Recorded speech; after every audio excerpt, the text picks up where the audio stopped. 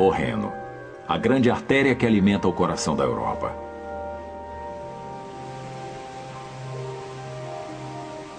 Esse é um rio que mudou o curso da história. Ele uniu e dividiu o povo europeu.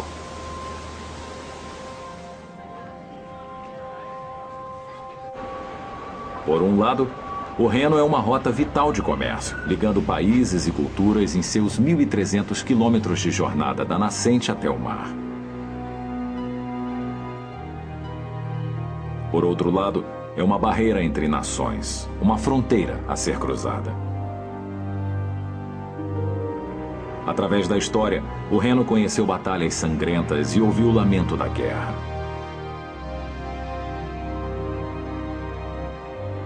Mas hoje, esse rio e seu povo lutam uma nova batalha contra os efeitos das mudanças climáticas. Com o aquecimento global, o gelo alpino que alimenta o rio está derretendo mais rápido.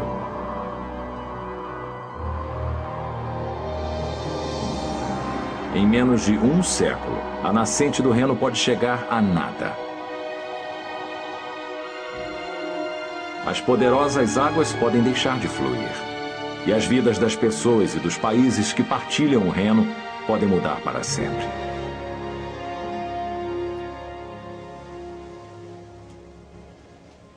Os rios e a vida.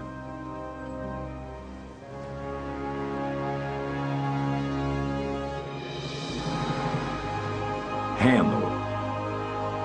Distribuição Sinapse. Versão brasileira, Som de Vera Cruz Studios.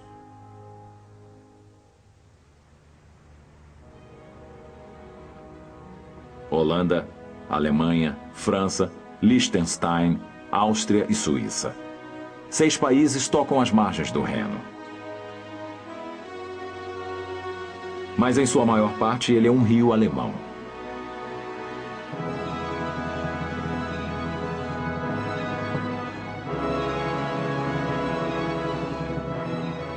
O Reno é a chave da identidade alemã. Monumentos patrióticos se erguem em suas margens.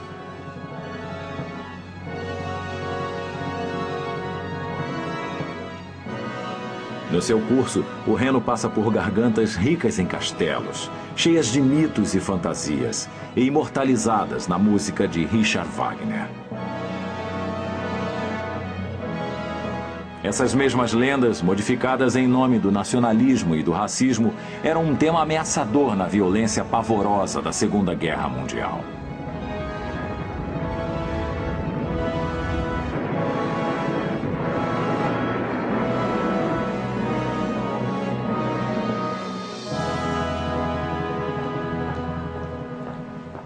Aqueles dias terríveis já se foram. Mas agora outra guerra é travada no Reno. Uma luta contra o tempo. Enquanto as geleiras que alimentam o Reno continuam a encolher, há um perigo real de que a nascente do rio seque completamente. As pessoas que vivem e plantam nas montanhas próximas à geleira sabem muito bem dessa ameaça iminente. Meu pai sempre dizia que levava 10 minutos para andar da aldeia à geleira. E hoje em dia você pode andar 3 horas e ainda não chegar nela. Com o ritmo do aquecimento global, o futuro do rio mais movimentado e mais importante da Europa está ameaçado como nunca esteve.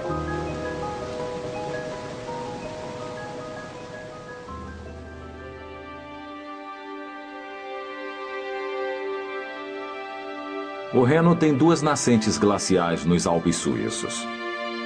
Depois de sua descida tumultuada pelas montanhas, esses 2 canais se unem para formar o rio mais simbólico da Europa. Passando por vinhedos da França ao longo da espetacular garganta do Reno e pelo coração industrial da Alemanha, ele passa pela Holanda antes de finalmente alcançar o mar em Roterdã.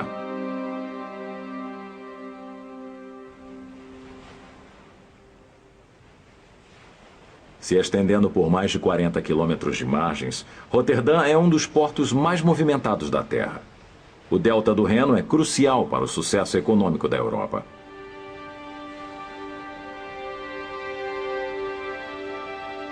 Mais de 400 milhões de toneladas de cargas passam por aqui todo ano.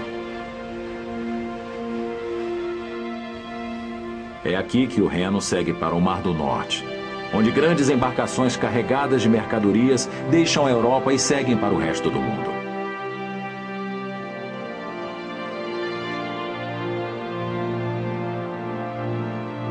Para manter o imenso volume de tráfego, 300 mil pessoas são empregadas no porto.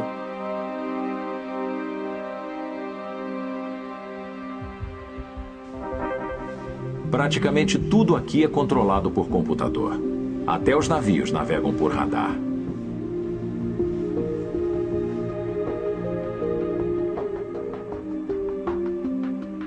Mas nesse cenário estranhamente sereno, o desastre nunca está tão distante. Roterdã é mais do que um porto de transição.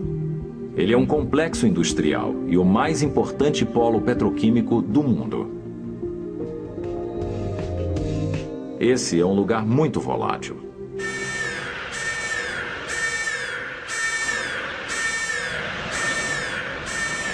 Milhares de toneladas de matérias-primas industriais são transformadas em produtos comerciais aqui.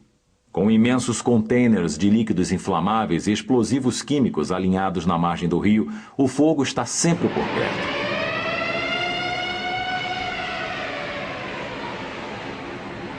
Quando o desastre acontece, bombeiros especialistas como Alex Truman são a primeira e única linha de defesa do Reno. Para mim é totalmente um modo de vida. É irresistível. Está no sangue. Meu pai é dos bombeiros, meu irmão e eu também. Definitivamente está no sangue. É uma escolha difícil. Em todo incêndio que Alex combate, o risco de explosão é imenso, já que mais da metade das mercadorias que passam por esse porto são de cargas perigosas. E mais, o calor feroz das chamas pode liberar partículas químicas tóxicas para a atmosfera, envenenando o ambiente e o 500 mil de residentes da cidade próxima de Roterdã. Alex e sua família estão entre eles. Se você parar para pensar, fica preocupado com as coisas perigosas que podem acontecer. Quando se concentra no que pode dar errado, você nem consegue dormir. Zou je eigenlijk niet meer kunnen slapen.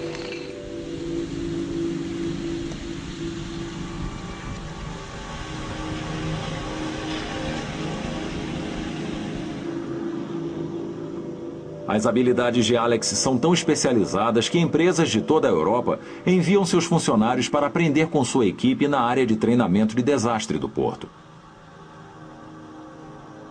Esse complexo inclui até um petroleiro que é incendiado várias vezes por dia para que os alunos possam treinar como agir em acidentes industriais.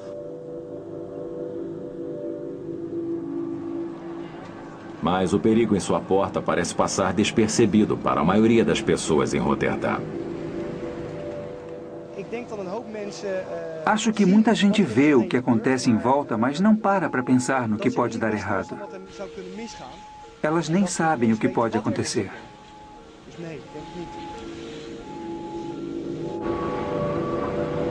Talvez elas não queiram pensar nisso. Muitas dessas pessoas são empregadas do porto. Sem essa perigosa indústria, não haveria empregos.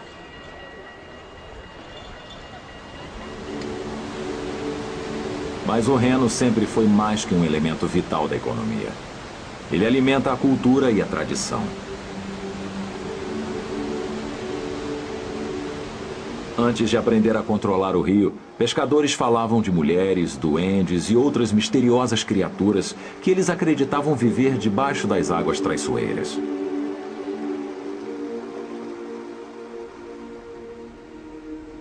Hoje, essas histórias de pescadores se tornaram folclore, e as águas perigosas que inspiraram lendas foram domadas, transformadas em águas plácidas para a indústria.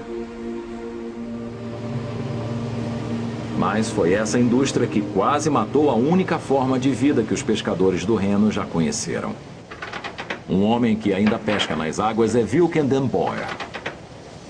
Apesar de formado em engenharia mecânica, Wilken decidiu seguir a tradição familiar da pesca. Como seu tio e seu avô, ele se especializou em pescar enguias, uma iguaria popular nessa área da Holanda.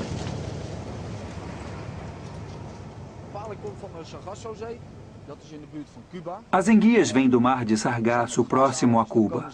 Elas chegam aqui no estuário do rio, sobem, crescem e amadurecem até estarem prontas para procriar. Aí fazem seu caminho de volta para o mar de Sargasso, onde se reproduzem. Mas há 30 anos, uma boa pesca como essa seria impensável por causa da grande quantidade de poluição das águas. Wilken lembra dos tempos difíceis que seu avô viveu. A poluição afetou a quantidade de peixes. Certamente nos anos 60 havia menos enguias no rio. Para Wilken, 1986 foi particularmente um ano ruim. Alguns meses depois dele se tornar pescador profissional, uma fábrica de produtos químicos rio acima do porto de Roterdã explodiu, jogando fertilizante tóxico nas águas. O rio ficou vermelho e quase todos os peixes morreram. Wilken percebeu que seu meio de vida estava em perigo.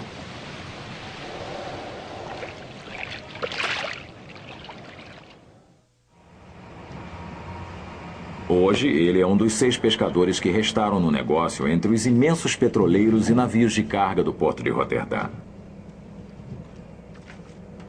Mas a maré de sorte pode mudar, já que as autoridades recentemente fizeram um esforço concentrado para limpar as águas.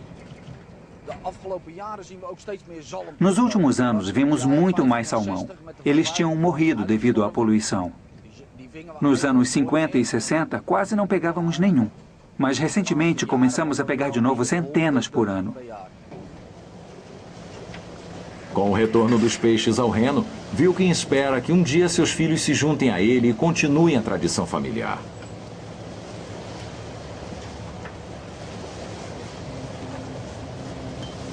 Rio acima, no entanto, o Reno e seu povo partilham um legado mais doloroso.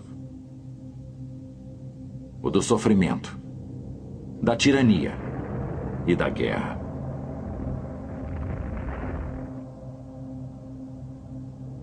No lado leste da Holanda, perto da fronteira com a Alemanha, o Reno forma uma barreira natural entre os dois países. Uma fronteira a ser transposta. Esse é um rio que ouviu a marcha dos exércitos e as explosões das bombas. Nunca o lamento da guerra foi mais forte quanto durante a Segunda Guerra Mundial. Enquanto os aliados avançavam, Adolf Hitler usava o rio como a última linha de defesa para proteger a Alemanha e os territórios ocupados pelos nazistas. As pessoas que viviam ao longo das margens do Reno estavam no meio do fogo cruzado. Tano Pieterse só tinha 12 anos quando os alemães ocuparam a cidade holandesa de Arnhem. Ele lembra de crescer numa atmosfera de medo e suspeita, em que você olhava em volta antes de conversar com o vizinho. A ocupação teve todo tipo de consequências desagradáveis para nosso país. Perseguição, campos de concentração, assassinato e morte. Em setembro de 44, os ingleses tramaram um plano chamado de Operação Market Garden para tentar levar a guerra a um rápido fim.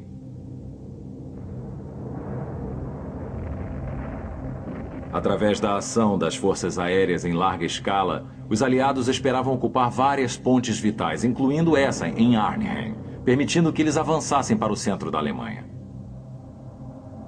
Mas a Operação Market Garden foi um terrível fracasso. Arnhem era uma ponte muito longe, mas não sabíamos disso na época. Por levar 3 dias para deixar 30 mil paraquedistas, os ingleses perderam mais do que o elemento surpresa. Milhares de soldados aliados foram mortos. A maioria nunca alcançou a ponte. Outros se refugiaram nas casas das pessoas e foram encontrados e mortos. Os alemães começaram a incendiar as casas que suspeitavam estar abrigando soldados britânicos. Tano, membro dedicado da Cruz Vermelha, não se intimidou com as ameaças. Quando chegamos, eles disseram, vocês tiveram sorte, acabaram de passar pelo fronte de batalha. Sim, e daí? Nada aconteceu, e essa foi a minha missão durante a Batalha de Arnhem. Simplesmente buscar comida para aqueles que tinham fugido de suas casas em chamas. Levaram 9 meses até que os aliados conseguissem cruzar o Reno e a guerra finalmente pudesse terminar. Hoje, para veteranos como Tano Peterse, a ponte de Arnhem é uma orgulhosa homenagem à sua história e à luta para proteger sua liberdade e seus lares. Para alguns, no entanto, lar e um estilo de vida familiar não são definidos por um único lugar. O lar é o próprio rio. Durante centenas de anos, essas barcaças de carga se moveram para cima e para baixo no Reno, pilotadas por famílias que vivem e são donas delas.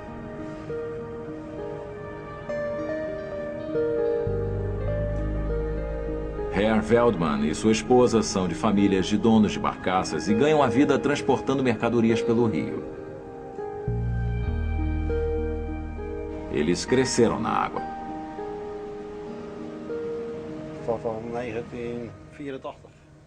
Eu e minha mulher, Ria, navegamos juntos desde 1984.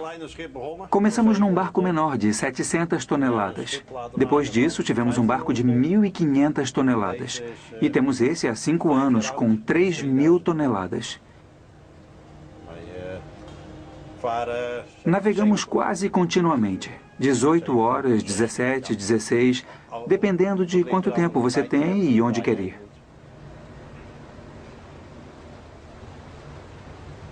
Apesar de terem uma casa em terra firme na Holanda, onde crianças vão para a escola, eles passam boa parte de sua vida navegando no conforto. Essa é a cozinha. Aqui fazemos nossas refeições no almoço e à noite. Esse é o forno e os eletrodomésticos como o micro-ondas, a geladeira e o freezer. Aqui é a sala de estar. Essa é a mesa onde comemos quando recebemos a família e os amigos. O sofá e o nosso filho Stefan. É aqui que relaxamos. A televisão e esse é o quarto do nosso filho mais velho. Enquanto viajam pelo rio, famílias em barcaças testemunham em primeira mão a história mutante do Reno e da terra por onde ele passa. Deixando a Holanda, os Veldman cruzam a fronteira para a Alemanha em direção a Duisburg, uma cidade calçada em seu passado industrial.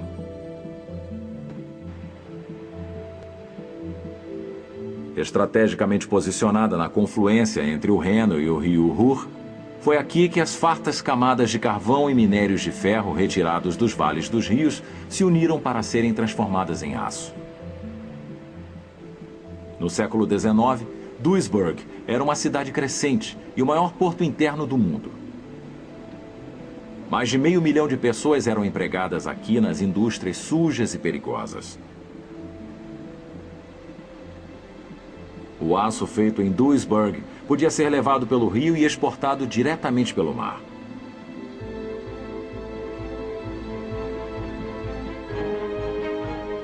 Hoje, a antiga usina elétrica industrial está enferrujando. Carvão e ferro não são mais a espinha dorsal da economia local. E Duisburg está rompendo as algemas de seu passado industrial de poluição. Ao invés de expelir gases venenosos, essa enorme e antiga usina de aço foi convertida em um local de lazer. O velho gasômetro se tornou uma escola de mergulho.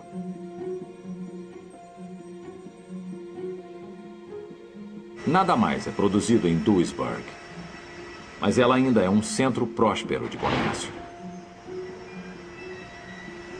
Isso marca o último ponto em terra ao longo do qual o Reno pode receber navios que seguem para o oceano.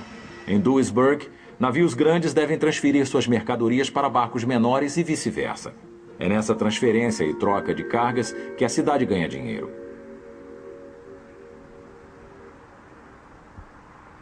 A barcaça dos Veldman é só uma das 20.000 embarcações de carga que passam por Duisburg todo ano. Quando alcançam o porto, eles descarregam o aço que estão levando. Frau Veldman tira seu Jaguar do deck e volta para a Holanda enquanto o marido refaz sua viagem com uma carga diferente.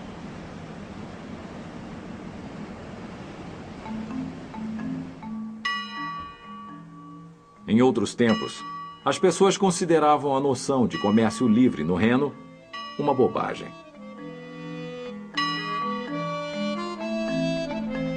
Acima de Duisburg, os franceses e alemães, em particular, lutaram pelo direito de controlar essa valiosa rota de comércio. A cidade alemã de Koblenz tem uma longa história de disputas de propriedade. Essa confluência do rio Moselle francês e do poderoso Reno mudou de controle entre França e Alemanha várias vezes nos últimos 1000 anos. Agora, a faixa de terra que define a junção do rio foi declarada orgulhosamente alemã. Conhecida como Deutsches Eck, o canto alemão, essa popular atração turística é uma celebração ao legado de um homem, o imperador Guilherme I. No final do século XIX, Guilherme foi proclamado o primeiro imperador da Alemanha. Ele unificou todos os estados alemães anteriormente separados numa única força poderosa. Uma força que foi usada e abusada em nome do nacionalismo alemão.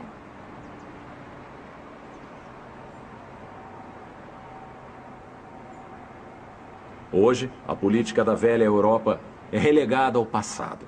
E resta aos turistas, alemães e estrangeiros, apreciarem a estátua pelo que ela realmente é. Um lindo monumento.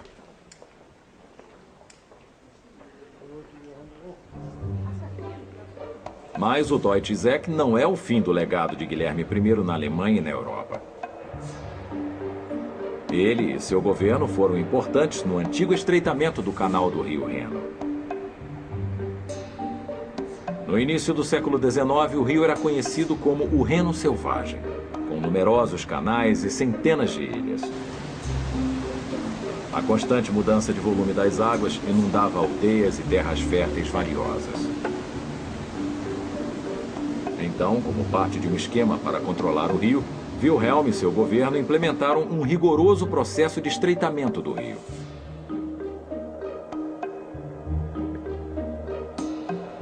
Hoje, 200 anos depois, as margens do rio foram dramaticamente transformadas de uma rede de canais menores em um único mais largo, efetivamente um canal cortando a Europa.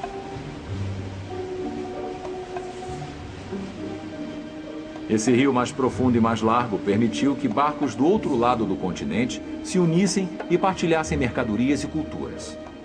Mas esse comércio livre facilita a passagem de mais do que só barcaças e suas cargas. Os barcos que passam mais livremente pelos canais carregam uma carga indesejável e potencialmente letal. Muitos barcos deixam lastros para se manter equilibrados. Enquanto viajam por países estrangeiros, eles extraem ou liberam água para regular o equilíbrio, dependendo do quanto carregados estão, transportando criaturas do rio com eles.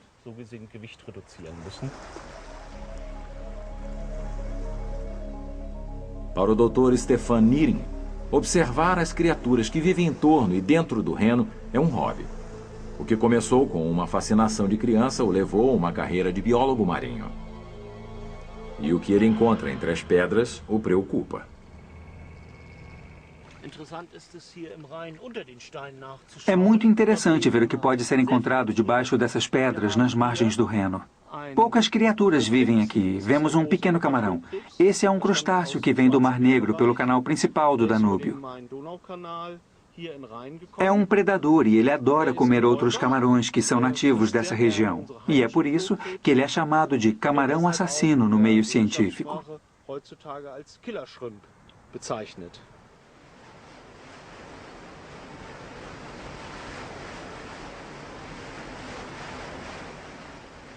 A quantidade desses pequenos e mortais camarões cresceu enquanto o mapa da Europa foi mudando.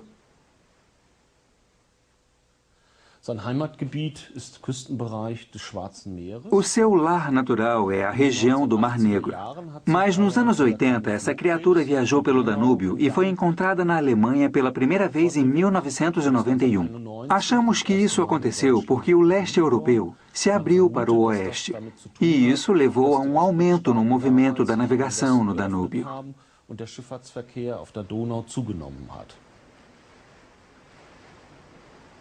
Mas o apetite voraz do camarão assassino causou a extinção de muitas espécies nativas. E é impossível voltar no tempo.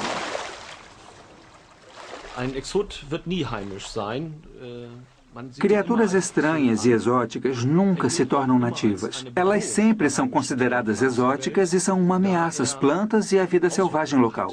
Ou se alimentam delas, ou todos se adaptam. E aí se tornam exatamente iguais às outras criaturas. É isso que chamamos de globalização do ambiente.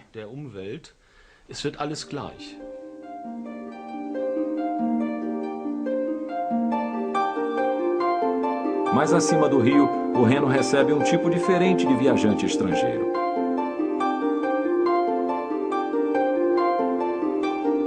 Um destino turístico popular, esse trecho de rio alemão é conhecido como o Reno Romântico, cheio de mitos e lendas. Um ponto alto na trilha turística está aqui, o Rochedo de Lorelai. Famoso através do folclore que diz que uma jovem traída por seu noivo infiel se atira para a morte. De seu túmulo na água, ela atrai marinheiros insuspeitos que, enfeitiçados por sua beleza, se distraem da navegação em um dos trechos mais traiçoeiros do Reno e sucumbem.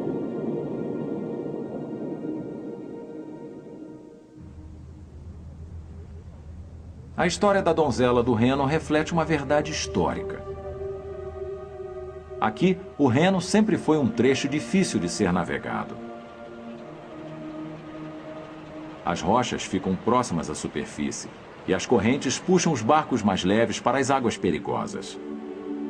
Muitos marinheiros perderam suas vidas. Esse não é o único folclore que une as águas do Reno aos mitos germânicos. A história de um tesouro em ouro, que dizem ter sido roubado de 3 outras donzelas do Reno, foi o que inspirou Richard Wagner a compor seu famoso ciclo operístico O Anel de Nibelung.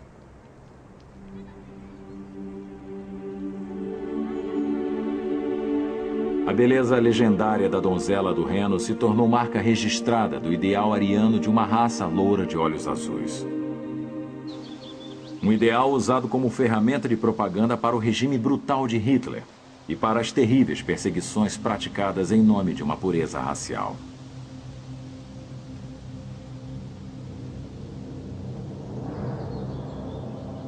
Esse é o cemitério judeu mais antigo da Alemanha.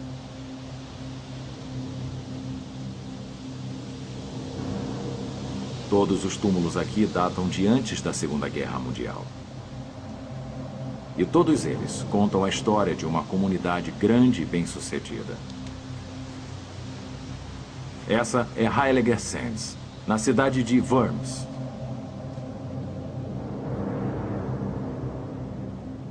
Há alguns judeus vivendo em Worms hoje, mas são imigrantes russos recentes. Os judeus alemães que fizeram de Worms seu lar desde a era medieval simplesmente foram apagados.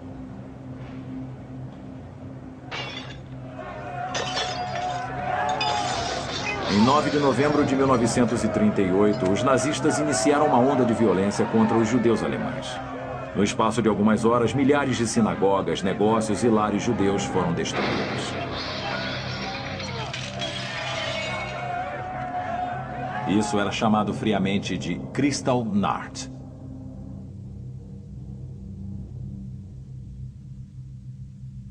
Kristallnacht significa noite de vidro e se refere às vitrines quebradas que cobriam as ruas. Mas também lembra as vidas destruídas dos judeus que viviam na Alemanha durante a Segunda Guerra Mundial.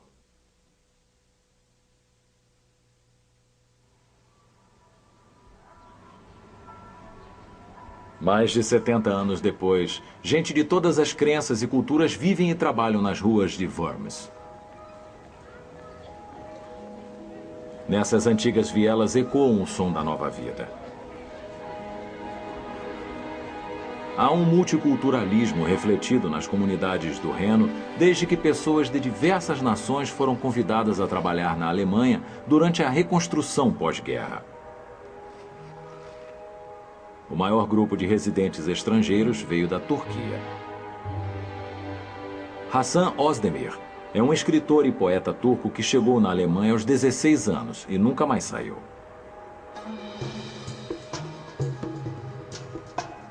Hasan é um entre 1.700.000 imigrantes turcos estimados na Alemanha. Ele vive aqui em Ludwigshafen, alguns quilômetros rio acima de Worms. No final do século XX, essa cidade cresceu rapidamente com a chegada de imigrantes turcos que cobririam a falta de trabalhadores causadas pela Segunda Guerra Mundial. Primeiro, esses imigrantes eram trabalhadores, convidados somente por um período limitado. Homens chegaram sem suas famílias e aceitaram trabalhos de baixos salários em fábricas consideradas perigosas ou sujas demais para os trabalhadores alemães. Mas, progressivamente, os imigrantes iam buscando esposas e filhos e se estabelecendo em pequenas comunidades por toda a Alemanha. Foi um processo difícil de integração. Nos primeiros anos, se desencadearam tensões entre turcos e alemães. Hoje, os imigrantes criaram um lar no interior da cidade. Muitos dos turcos que vivem hoje na Alemanha se consideram alemães de primeira geração.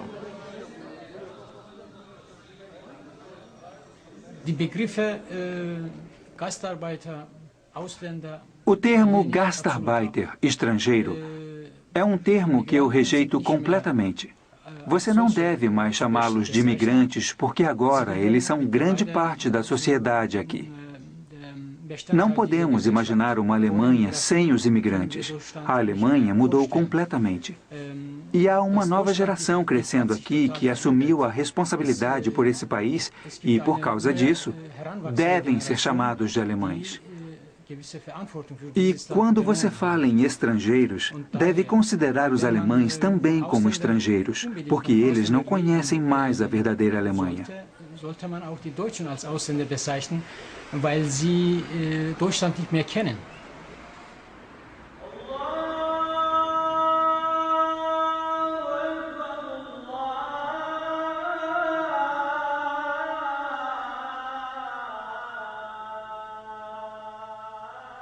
Enquanto os antigos preconceitos se esvaem, a atmosfera nessa cidade é mais de aceitação e de tolerância. Uma nova mesquita foi construída em Ludwigshafen. E gente de todas as crenças são bem-vindas aqui. Até são encorajados passeios escolares para que alunos visitem e aprendam sobre o Islã.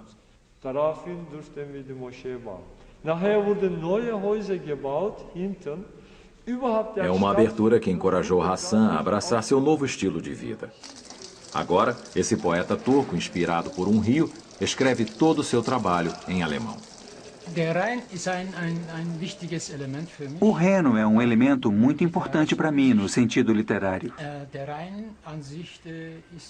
O Reno é símbolo de movimento. O rio segue e eu posso descrevê-lo como um imigrante.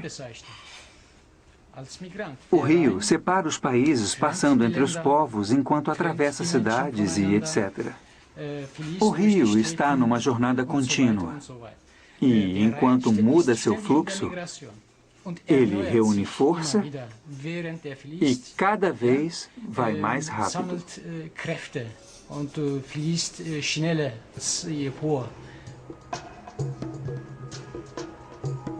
Acima de Ludwigshafen, o rio que é a inspiração criativa de Hasan continua a mudar. Dessa vez, de rio alemão a francês. Aqui, as águas também formam uma fronteira longa e natural disputada entre nações. Com a Alsácia-Lorena francesa de um lado e a Floresta Negra alemã do outro, O Reno agora divide os dois países que brigaram por suas margens por muitos anos.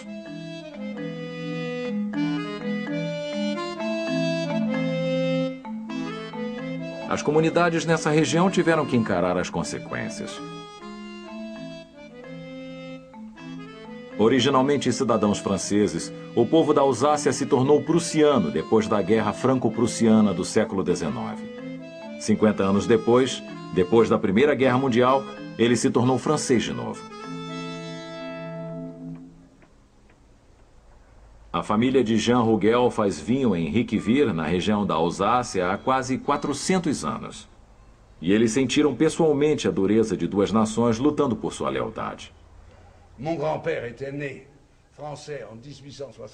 Meu avô nasceu francês em 1869, mas se tornou prussiano em 1871. Em 1918, ele era francês de novo. E durante a guerra, os nazistas tomaram a Alsácia com mão de ferro e nos atacaram.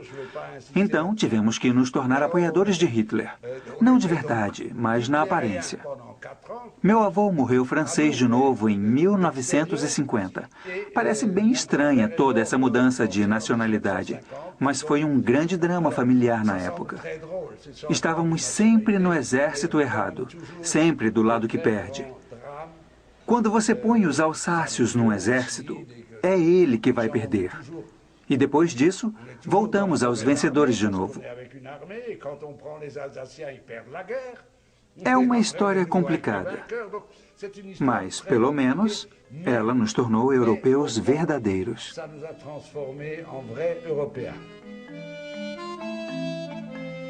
Apesar de trazer uma grande crise de identidade, viver próximo ao Reno também trouxe muita riqueza ao vinhedo da família.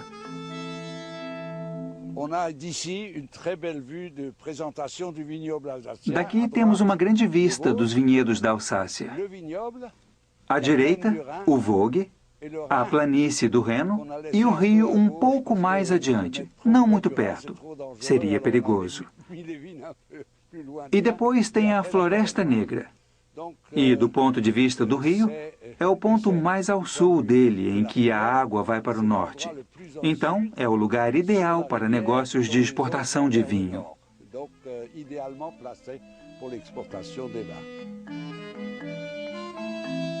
Jean Rugel e outros donos de vinhedos na Alsácia exportam a maior parte de seu vinho diretamente pelo Reno a outras partes da Europa e do mundo.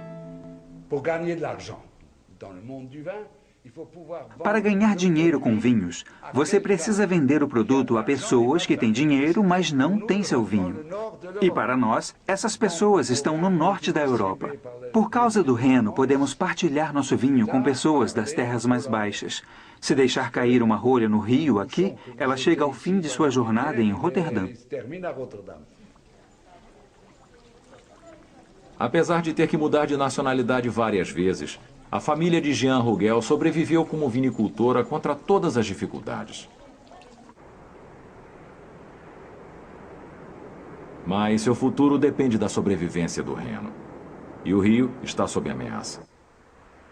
Não só pelo derretimento de sua nascente no alto dos Alpes suíços, mas pela poluição também.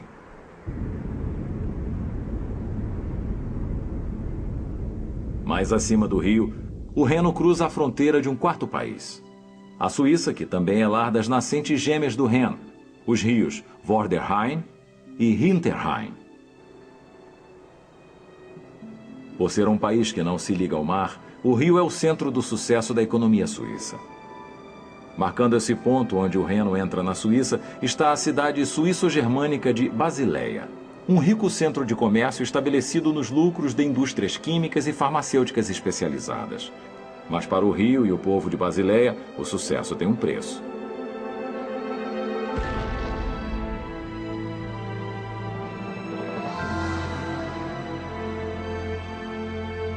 Irene Vigar viveu em Basileia sua vida inteira.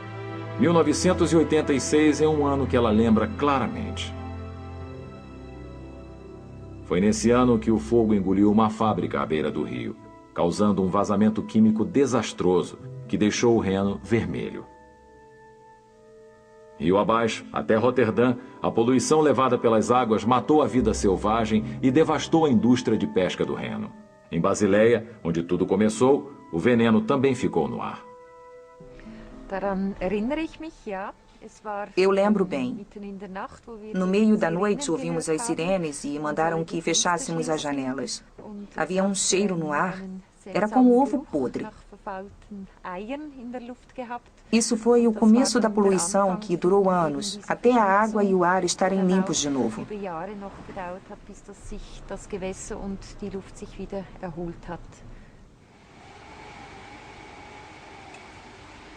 Cuidados extra especiais são tomados para testar a pureza da água do rio hoje em dia. Esse é o trabalho desses cientistas da Estação de Monitoramento da Qualidade da Água do Reno. Essa água recebe esgoto de 600 mil pessoas. Ela agora é potável quando fervida. É uma grande melhora. As coisas melhoraram agora, e há providências que devem evitar que a mesma coisa aconteça de novo. Mas alguns veem isso como pólvora dentro de uma arma. Hoje, em Basileia, há uma real determinação de proteger o Reno dos efeitos nocivos do desenvolvimento. Mas também há o desejo real de preservar a herança industrial que trouxe riqueza para a cidade. Irene é uma das líderes de um projeto comunitário que pretende fazer as duas coisas.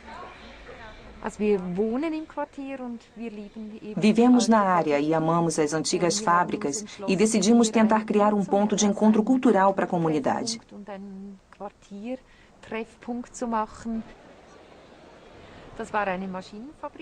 Essa velha fábrica de máquinas pertenceu a uma empresa mundialmente conhecida, mas eles se mudaram porque não havia espaço suficiente para expandir. Então deixaram o prédio vazio. Achamos que seria uma boa ideia trazer vida nova ao lugar, pelo bem da comunidade.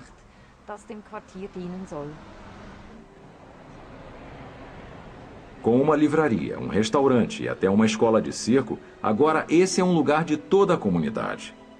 E o Reno está em seu coração. Esse centro está um pouco distante do Reno. E no início fomos criticados porque não era no centro da cidade. Mas acho que até aqui você sente o fluxo do rio.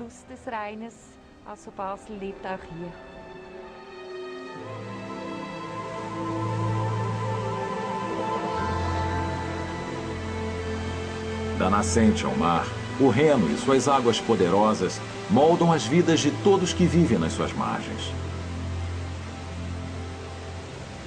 Mas o que acontece se o fluxo do grande Reno for reduzido, já que sua nascente derrete e pode um dia secar totalmente? É um pensamento triste que essas quedas d'águas magníficas, as maiores da Europa, possam ser reduzidas a águas lentas um dia.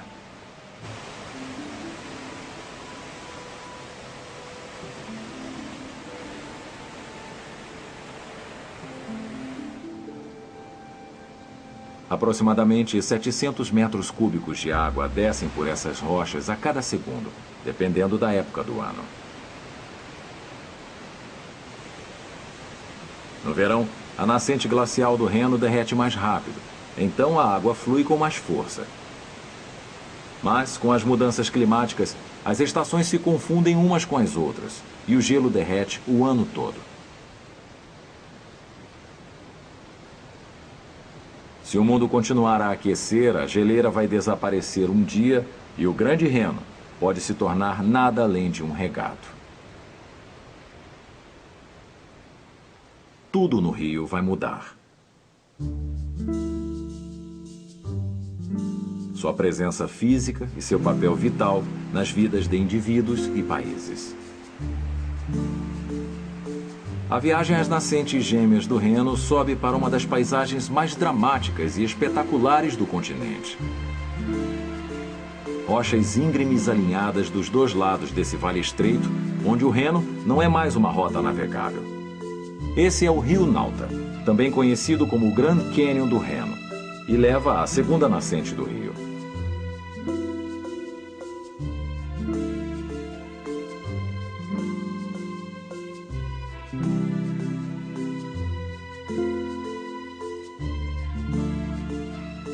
Esse lago pequeno e gelado é a nascente do Vorderrhein. Mas a maior nascente do Reno é a geleira de Rheinwaldhorn, carinhosamente chamada de Paraíso, por causa de uma antiga lenda.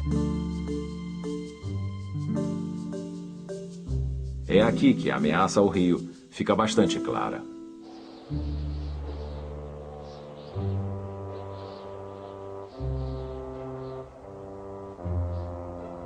Passada de geração a geração, a lenda fala de um pobre fazendeiro que vivia nesse vale, cuja única posse era um pequeno campo no topo dos Alpes, chamado de Paraíso.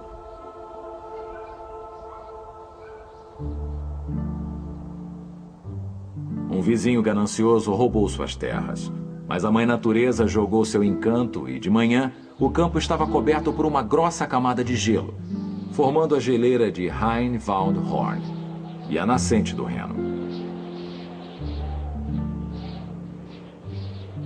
Hoje, esse pequeno paraíso está ameaçado mais uma vez.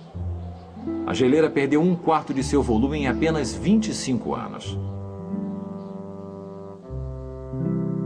Herr e Frau Lores viveram e plantaram em Hinterrhein, abaixo da geleira, toda a sua vida.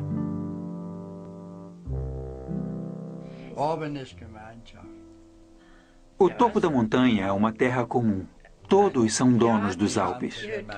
É, toda a aldeia é dona dele. Tem um pastor lá em cima e compartilhamos. Então, não nos preocupamos desde que todos se entendam e não briguem. Quando há desacordo, é difícil.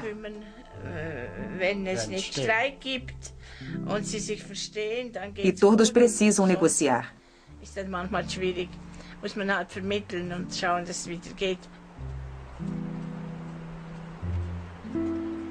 Não é preciso ser um especialista em ambientalismo para perceber a redução da geleira. As pessoas aqui sabem que seu meio muda rápido.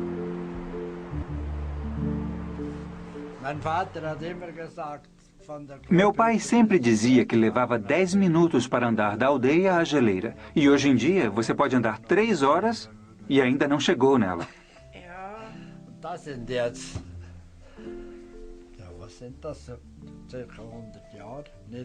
Meu pai dizia isso na década de 20.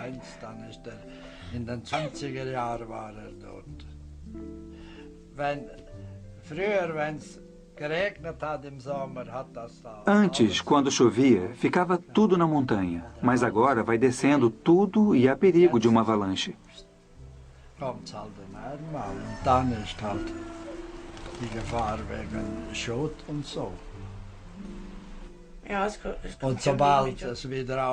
E ela vem num fluxo forte durante uma semana. E depois para tudo de novo. Essa é a diferença, com certeza.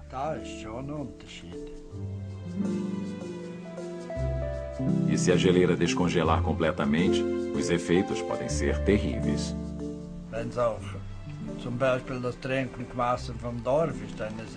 A água potável na aldeia vem de uma boa nascente. Mas se nada estiver fluindo, isso aqui pode virar um deserto.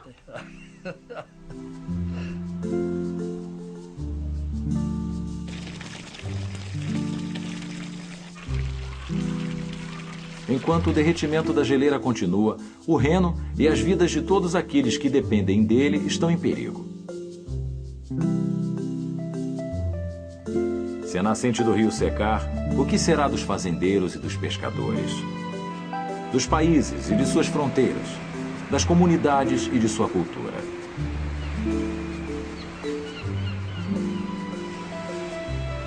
Se o curso do rio mudar para sempre, a vida nessa parte do mundo ficará irreconhecível.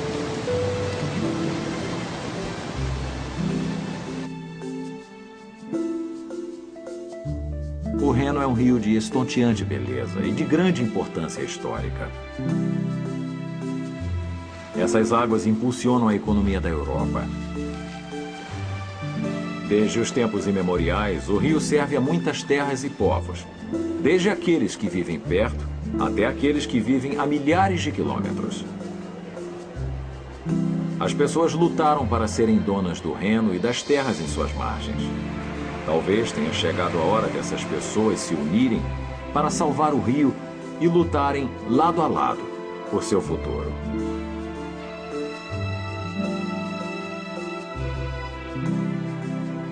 com as vozes de Carlos Renato, Isabel Lira e Maurício Berger.